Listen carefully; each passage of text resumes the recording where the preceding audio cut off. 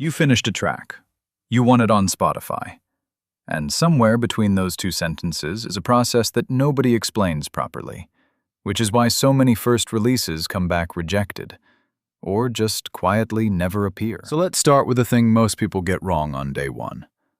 Spotify does not accept music directly from you. There is no upload button. Spotify is a shop, not a warehouse, and it only stocks what a distributor delivers to it. Your actual first decision is which distributor you go through. They take your finished file, your artwork, generate all the industry identifiers, and deliver to Spotify, Apple Music, Amazon Music. All of them. We build and test against DistroKid specifically, not because it's the only option, but because when we make a claim about clearing intake screening, we want it tested against a named gate. Now, before you go anywhere near an upload form, you need 5 things ready. Get these sorted, and the whole upload takes 20 minutes instead of a fiddly afternoon. Your audio file. WAV or FLAC if you've got it. Square artwork, at least 3,000 by 3,000 pixels. No URLs or social handles on it. Your metadata. Exact artist name, exact track title, songwriter credits, genre. A release date you set yourself. And your Spotify for Artists profile claimed so the release lands on the right page instead of creating some duplicate ghost artist. The identifiers, your ISRC and UPC, get issued by the distributor. Don't buy those separately. And honestly, the one thing worth doing properly at this stage, get the artist name exactly right and keep it identical everywhere. Metadata mistakes after a release is live are the most tedious thing to fix. Here's the part that gets skipped, and it's the reason a lot of releases come back flagged. If your track was made with AI, there's a step before upload that changes everything. A file exported from a generation tool doesn't just contain your music. It carries markers you can't hear. There's a SynthID-class watermark baked into the audio signal. There are C2PA content credentials, basically a signed manifest saying how it was made. And there are spectral fingerprints. Patterns the generation process leaves in the frequency content that just sit there, whether anyone marks the file or not. Suno announced on August the 6th that watermarking and fingerprinting are rolling out across everything they produce, and they described the system as durable and resistant to tampering.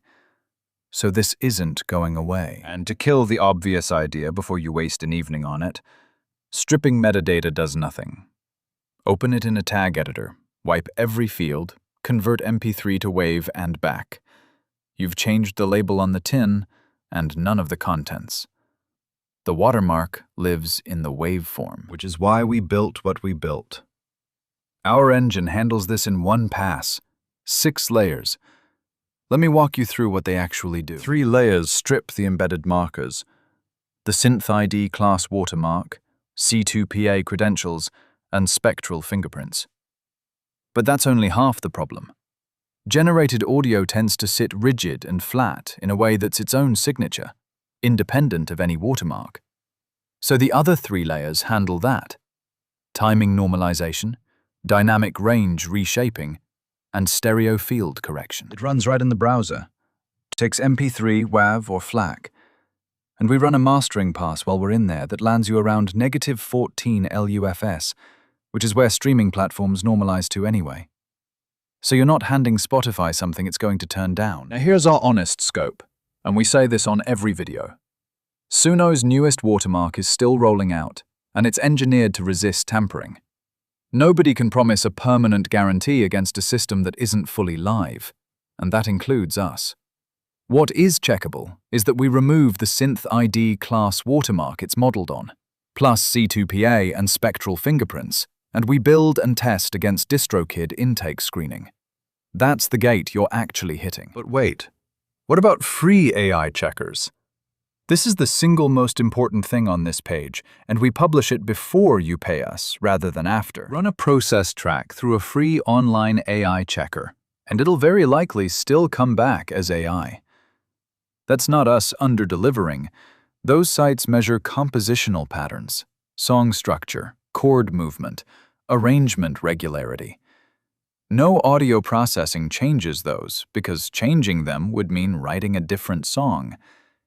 Anyone telling you their tool passes every free checker on the internet is describing something that cannot exist. Here's the thing. Free checkers don't distribute music. They don't pay royalties.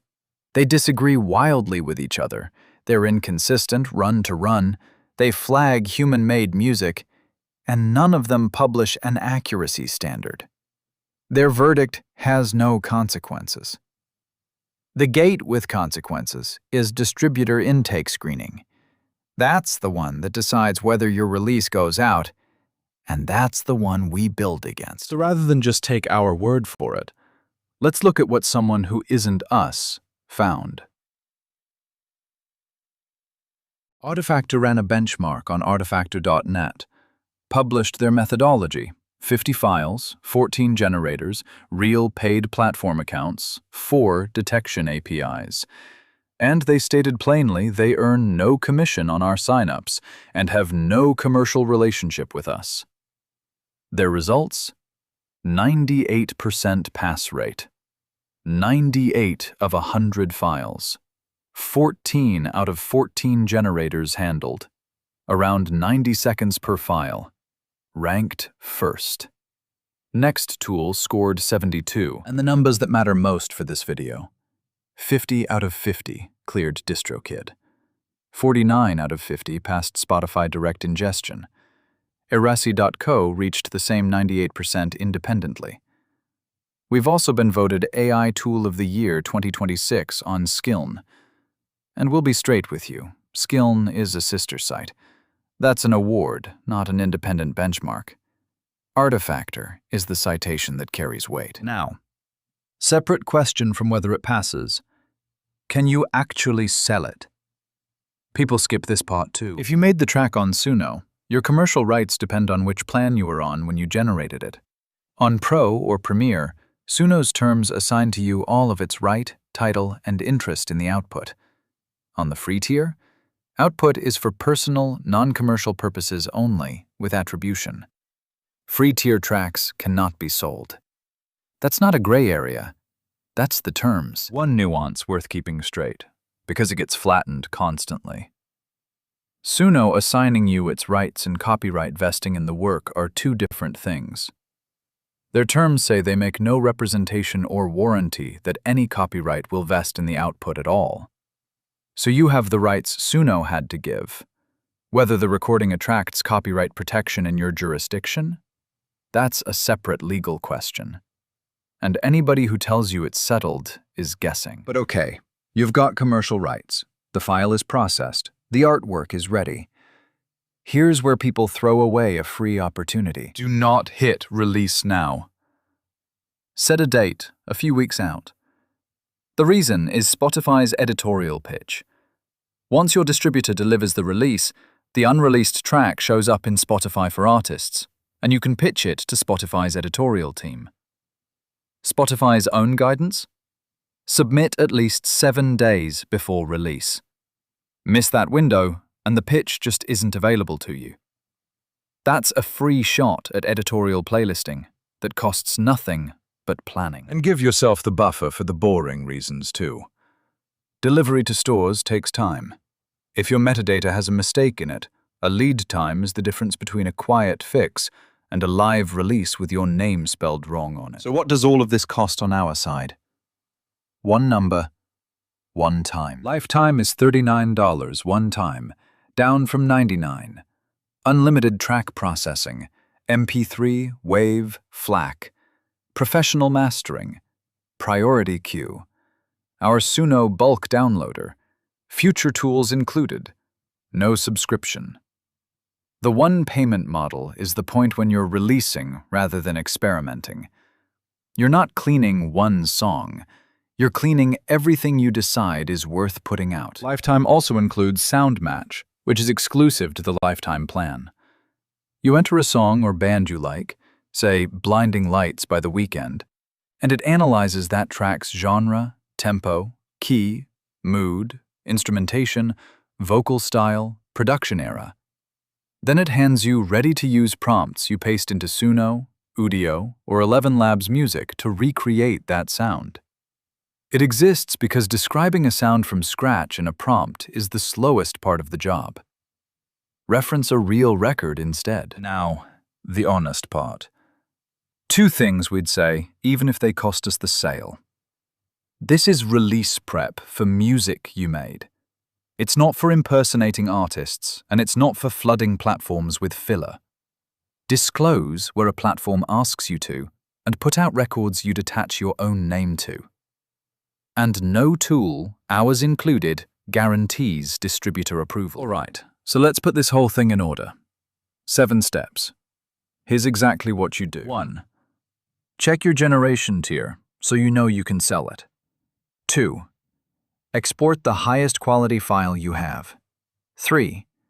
Run it through our engine to strip the markers and master it. 4. Get your square artwork and your exact metadata ready. 5. Upload to DistroKid with a release date a few weeks out. 6. Claim your artist profile in Spotify for Artists. 7. Pitch the track at least 7 days before it drops. That's the whole process. The step people skip is the 3rd one, and it's the one that decides whether the other 6 were worth doing. $39 once, and your release goes out clean instead of coming back flagged.